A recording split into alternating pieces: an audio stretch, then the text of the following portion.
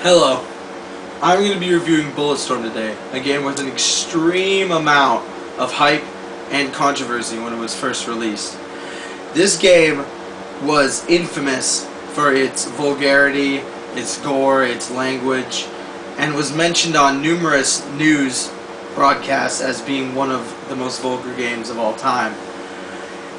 This game is a first-person shooter made by Epic, and the only reason that I bought it personally was because it included the beta of Gears of War 3, and you got to get it a week earlier than everyone else did.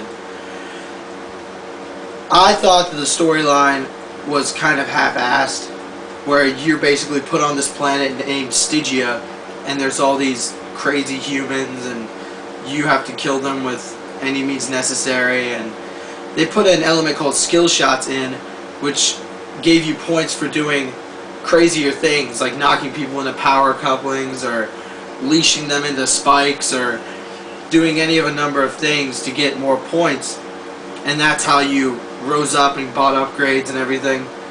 The storyline was relatively short. The very hard mode was not very hard at all. The multiplayer is essentially a Horde with a twist on it. It's Horde, but in order for you to move on, you have to do skill shots. So as you move up, the levels get progressively harder, not because there are more enemies, but because there are usually less enemies, and you have to do more to get the points to move on to the next round. It was very rare that you actually completed a full one, because usually everyone had to leave or something. The game itself, though, wasn't what I was looking for in Bulletstorm. It had an enormous amount of hype behind it. You had commercials saying it's not like any other shooter, and it wasn't like any other shooter. But the fact is they had the right idea, they just couldn't execute upon it. So overall, I'm going to have to give Bulletstorm a 5.8 out of 10. That's my rating for today.